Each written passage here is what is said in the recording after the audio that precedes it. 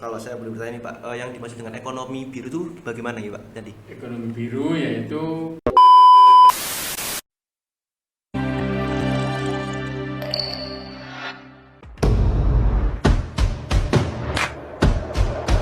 Hai, selamat datang di Orasi, obrolan asik Public Podcast.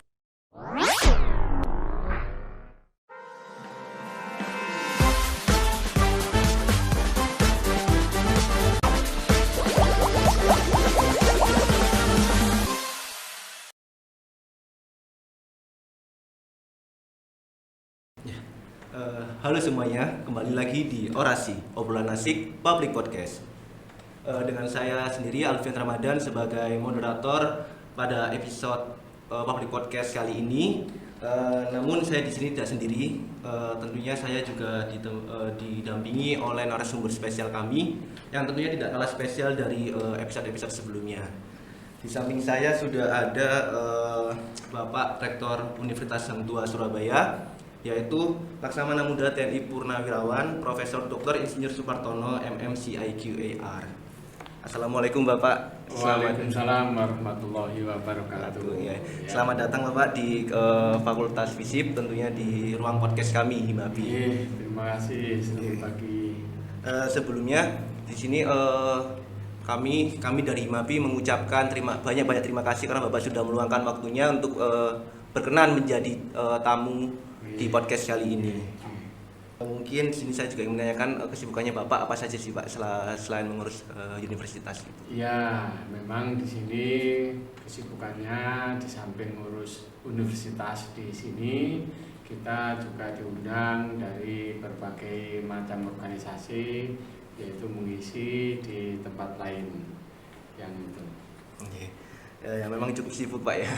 Jadi semoga senantiasa diberi kesehatan oleh Tuhan Yang Maha Esa, dan juga untuk teman-teman semua ini tetap jaga kesehatan karena kondisi bumi ini masih belum stabil, adanya virus baru yang bermunculan. Di sini sehingga saya untuk menyampaikan tema podcast kali ini, di mana tema yang kami angkat ini cukup menarik karena berhubungan dengan kemaritiman, yaitu pembangunan kelautan kemaritiman saat ini. Yang tentunya kan berhubungan juga dengan kampus kita Pak ya, kampus Laut Biru. Jadi mungkin yang ingin saya sampaikan, yang ingin saya tanyakan pertama ke Bapak ini mengenai Indonesia kan dianggap sebagai negara kepulauan terbesar di dunia ya Pak. Lalu namun masih ada beberapa orang yang menganggap bahwa Indonesia itu belum sepenuhnya bisa disebut negara maritim. Menurut pandangan Bapak sendiri, apakah Indonesia sudah bisa disebut sebagai negara maritim, Pak? Menurut saya bisa disebut dengan negara maritim dan juga belum bisa. Jadi negara maritim adalah negara sebagai negara yang dikelilingi laut atau perairan yang luas. Negara maritim adalah suatu negara yang memiliki area laut yang luas daripada daratannya. Kalau memang dilihat dari ini, Indonesia termasuk juga sebagai negara maritim. Sedangkan dilihat dari luas wilayahnya, Indonesia memiliki perbandingan luas wilayah perairan dan daratan mencapai 70%, dan dibanding dengan daratannya 29%. Nah, total wilayah Indonesia sekitar 781 juta kilometer, yaitu total luas wilayah laut 3,25 juta kilometer lautan, dan JTE-nya 2,55 juta kilometer, sedangkan untuk daratannya hanya 2,01. Kekayaan lautnya dapat mencapai lebih dari 1.700 triliun. Angka ini setara dengan 93 total keseluruhan APBN Indonesia.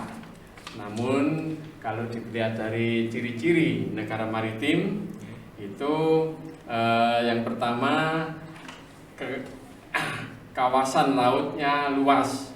Suatu negara termasuk dalam golongan negara maritim apabila memiliki kawasan laut yang luas. Secara umum negara maritim memiliki perbandingan luas antara laut dan perairan darat adalah 2/3. Ini sudah memasuki. Kemudian memiliki banyak pulau.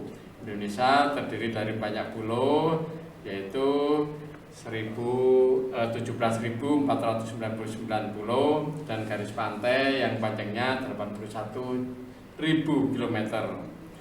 Dikelilingi oleh laut dan perairan. Berdasarkan ciri pertama dan kedua, secara otomatis dapat dikatakan bahwa negara maritim memiliki pulau yang dikelilingi oleh laut dan perairan. Kemudian mata pencarian penduduk berhubungan dengan laut ini yang masih belum terpenuhi.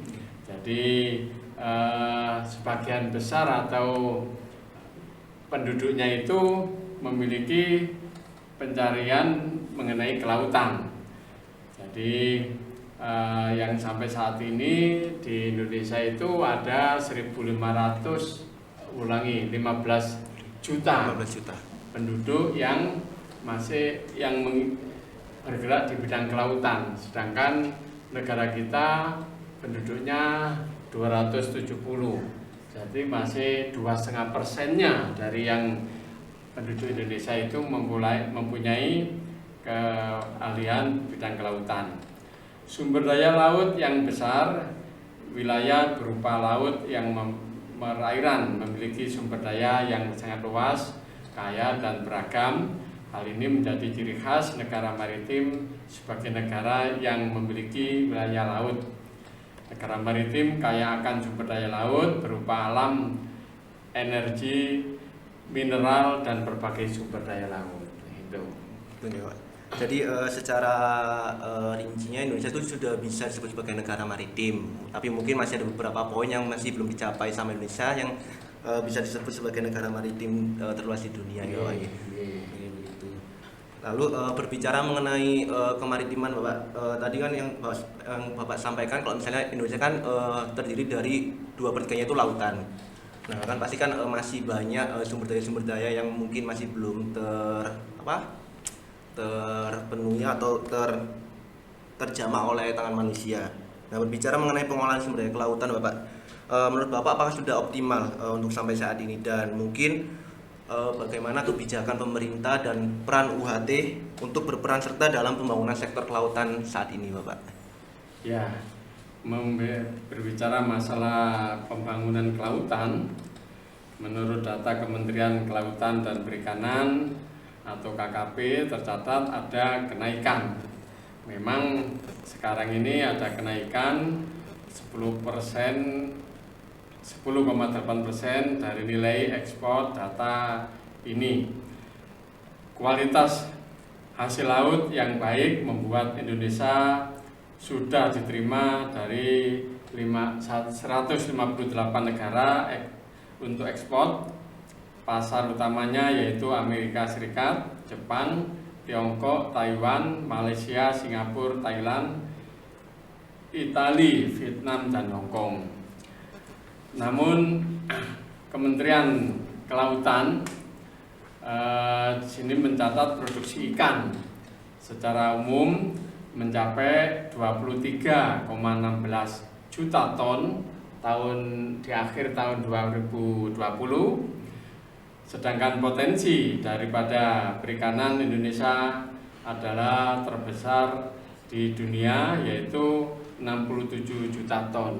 Ini yang lestari, sehingga masih sekitar 1/4-nya yang diproduksi di Indonesia ini. Jadi sudah Optimal. ada kemajuan tapi belum optimal. Berarti sudah ada kemajuan, cuma masih ada tanda kutip belum optimal ya, Pak? Ya, jadi kita sebagai masyarakat Indonesia itu juga patut bangga karena Indonesia itu juga termasuk negara penghasil ikan terbanyak di dunia. Selanjutnya ini mengenai kebijakan pembangunan kelautan dan kemaritiman pada pemerintahan sekarang itu dibanding dengan tahun-tahun sebelum itu bagaimana, Pak? Kebijakan pemerintah sangat baik dari sektor kelautan, yaitu semakin tahun semakin meningkat. Sedangkan sekarang mengenai peran dari UHT Ya. yang dia memiliki visi menjadikan pusat menghasilkan sumber daya kemaritiman yang dan ilmu pengetahuan, teknologi, dan seni kelautan yang berkelas dunia, maka Indonesia harus berkembang. Perkembangan sekarang mengenai pembangunan kelautan itu sendiri, apa yang dimaksud dengan pembangunan kelautan? Pembangunan kelautan yaitu yang memberi arahan dalam pendayagunaan sumber daya kelautan untuk mewujudkan pertumbuhan ekonomi, pemerataan kesejahteraan, dan keterpeliharaan daya dukung ekosistem pesisir dan laut. Bukti bahwa Indonesia telah mengembangkan kelautannya itu dibuktikan dengan perikanan tangkap dan perikanan budidaya. Sumber daya perikanan adalah potensi yang sangat baik dan paling besar di Indonesia. Kemudian hutan mangrove, terumbu karang, pertambangan energi, padang lamun, dan pariwisata. Gitu ya Pak. Jadi mengenai pembangunan kelautan ini Indonesia itu juga sudah mampu memberikan yang terbaik dari pariwisatanya, mungkin lebih dimajukan. Tempat wisata seperti Labuan Bajo, terus Raja Ampat kan memang daya tarik dari kelautan kita ya Pak. Iya. Lalu selanjutnya mengenai hasil laut Indonesia kan sangat melimpah, di mana bagaimana strategi yang tepat untuk menjadikan hasil laut itu sebagai tumpuan ekspor Indonesia. Jadi kan mungkin Indonesia kan juga banyak mengimpor hasil lautnya ke luar negeri gitu Bapak. Jadi bagaimana strateginya dan yang kita lihat di masa sekarang dan ke depannya? Indonesia menerapkan 4 strategi utama bagi Indonesia untuk menjalankan transisi menuju ekonomi biru. Yang pertama, meningkatkan pengelolaan aset laut dan pesisir. Ini meliputi perikanan, mangrove, dan terumbu karang. Kemudian yang kedua, mobilitasi insentif dan investasi, menggerakkan bagaimana supaya investasi dari luar ini nanti bisa masuk ke Indonesia. Kemudian sistem yang lebih baik untuk pengumpulan dan penataan data. Dan yang terakhir, membangun kembali dengan lebih biru setelah pandemi COVID ini. Jadi itu yang menjadi arahan dari strategi yang diutamakan, yaitu membangun kembali dengan strategi lebih biru untuk ekonominya. Kalau saya boleh bertanya nih Pak, yang dimaksud dengan ekonomi biru itu bagaimana ya Pak? Jadi ekonomi biru yaitu ekonomi yang berasal dari laut. Itu jadi semuanya mengenai sumber daya laut itu nanti akan diambil. Sementara ini yang dilihat dari perikanan dan kelautan saja, untuk hasil laut itu hanya 1/4%-nya, 1/4. Jadi nanti yang diambil supaya bisa optimum, yaitu secara MSY yaitu 67 ton itu bisa dikuras habis. 67 secara lestari itu nanti akan tumbuh setiap tahunnya. berarti mungkin ekonomi biru Indonesia ini bisa menjadi faktor utama untuk mengangkat ekonomi Indonesia ya Pak ya? Iya. Betul, karena memang laut kita yang begitu luas, jadinya mampu mengangkat perekonomian Indonesia. Nah, yang terakhir Bapak, mengenai Universitas Hang Tuah Surabaya di mana bisa disebut dengan kampus laut biru, kira-kira bagaimana peran mahasiswa maupun dosen dalam ikut menggerakkan Indonesia sebagai poros maritim dunia? Ya, poros maritim dunia bertujuan menjadikan Indonesia sebagai negara maritim yang besar, kuat, dan makmur melalui pengembangan identitas Indonesia sebagai bangsa maritim, mengawali kepentingan dan keamanan maritim, serta memberdayakan potensi maritim untuk mewujudkan pemerataan pembangunan ekonomi dan kesejahteraan Indonesia. Untuk mewujudkannya, pemerintah tidak bisa bekerja sendiri, diperlukan peran serta berbagai pihak, baik pemerintah pusat maupun daerah, masyarakat, dunia usaha, akademisi, dan juga organisasi. 5 pilar mengenai Poros Maritim Dunia, yaitu memastikan integrasi wilayah dan memperluas wilayah yurisdiksi, kemudian menjaga pertahanan dan keamanan, memastikan keselamatan, pengelolaan sumber daya terlaksana dengan bertanggung jawab, serta memproyeksikan kepentingan nasional melalui leadership Indonesia di dunia internasional. Nah, apa sekarang yang dikerjakan oleh mahasiswa?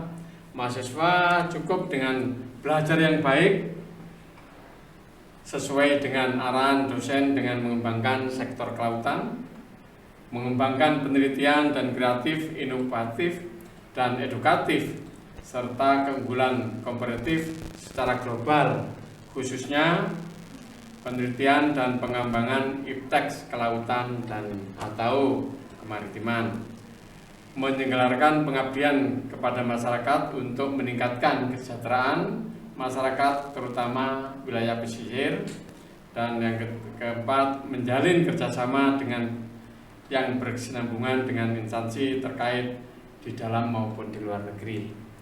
Kemudian hasilnya harus mempelopori dalam kegiatan di segala bidang kelautan. Itu yang perlu diperhatikan. Ya, jadi buat rekan-rekan mahasiswa semua, kita kan juga ikut mengambil alih dalam membantu Indonesia sebagai poros maritim dunia. Jadi mungkin yang bisa dilakukan itu seperti belajar dengan giat, lalu ikut menjaga keaslian ekosistem laut itu dengan tidak membuang sampah sembarangan di laut. Tentunya kalau misalnya itu dihindari, mungkin kelautan kita akan terjaga dan bisa berguna untuk anak cucu kita ke depannya. Jadi cukup menarik ya Pak topik yang kita angkat kali ini, apalagi kan berkaitan dengan universitas kita, Hang Tuah Surabaya, kampus Laut Biru. Jadi sebelum menutup sesi tanya jawab ini, izinkan saya untuk menyampaikan kesimpulan dari jawaban Bapak Rektor, di mana Indonesia adalah negara kepulauan terbesar di dunia.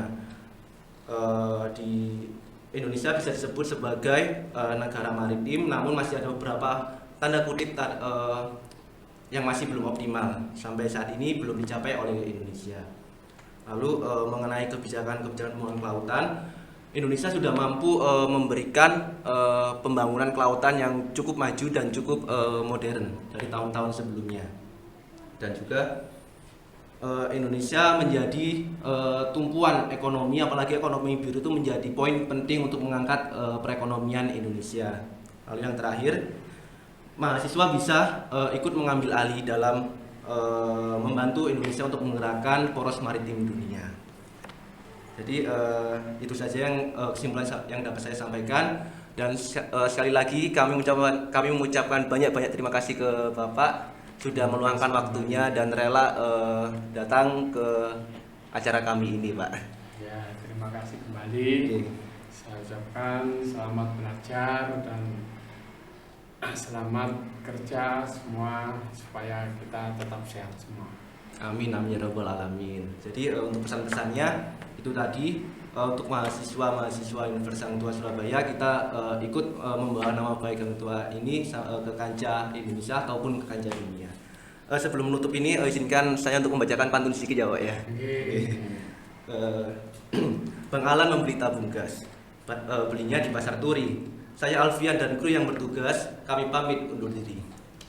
Terima kasih dan sampai jumpa di episode Orasi Public Podcast selanjutnya. Assalamualaikum warahmatullahi wabarakatuh. Waalaikumsalam warahmatullahi wabarakatuh.